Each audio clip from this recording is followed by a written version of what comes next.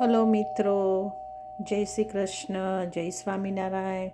આજે હું તમારી સાથે બનાવી રહી છું ભીંડા અને બટાકાની કરી.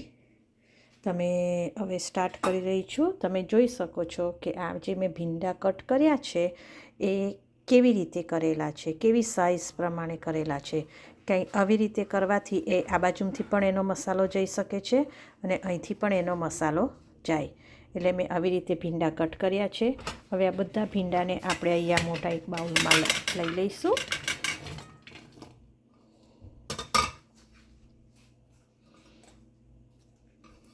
આ બધા ભીંડાને આમાં એક બાઉલમાં લઈ લીધા પછી એની અંદર આપણે 2 ચમચી ચણાનો લોટ, જે ગ્રામ ફ્લાવર કહીએ છીએ, એ નાખવાની છું.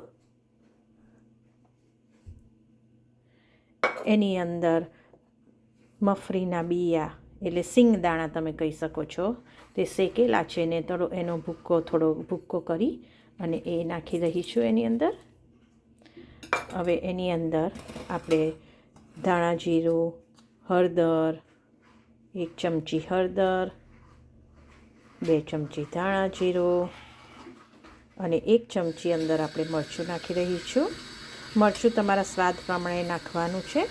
અત્યારે મીઠું નાખવાની જરૂર નથી, કારણ કે મીઠું નાખવાથી ભીંડા ની ચીકાશ પકડાઈ જાય છે ને ભીંડાનું શાક લોચો જેવું થઈ જાય છે. એટલે ભીંડા ને બટાકા પ્રોપર ચડી ગયા પછી જ આપણે છેલ્લે એની અંદર મીઠું નાખીશું. હલો ફ્રેન્ડ્સ, હવે તમે જોઈ શકો છો કે આ ભીંડામાં જે મસાલો મેં બધો મૂક્યો હતો એને મિક્સ કરી દીધો છે. કેવો સરસ રીતે બધો મસાલો મિક્સ થઈ ગયો છે, તમે જોઈ શકો છો. હવે આપણે ચલો ફ્રાય પેનમાં તેલ મૂકીશું. 2 ચમચી જેટલું તેલ મૂકીશું.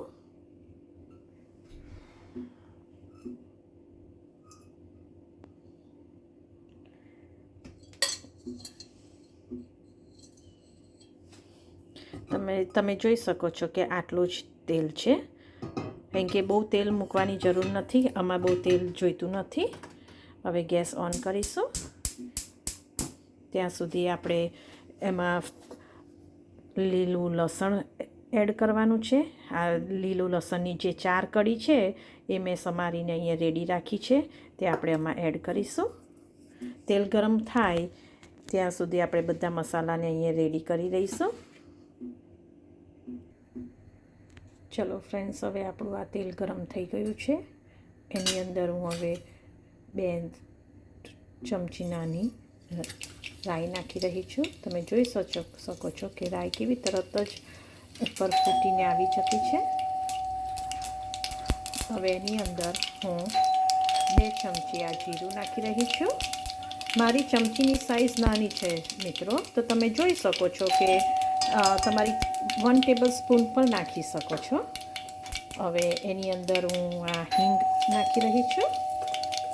એની અંદર આ મીઠો લીમડો, આપણે જે લીમડીના પાન કહીએ છીએ, તે નાખું છું, જે મને ખૂબ જ પસંદ છે. અને આ હું લસણ નાખી રહી છું.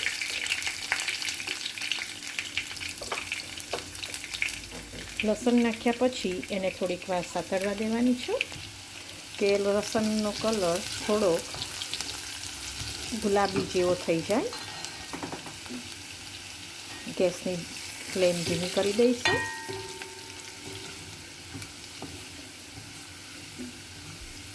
મિત્રો, તમને કંઈ પણ આગળ બીજી કઈ રેસીપી જોઈતી હોય, તમને જાણવું હોય, તો તેના માટે મને કોમેન્ટ બોક્સમાં જરૂર લખીને કહેશો.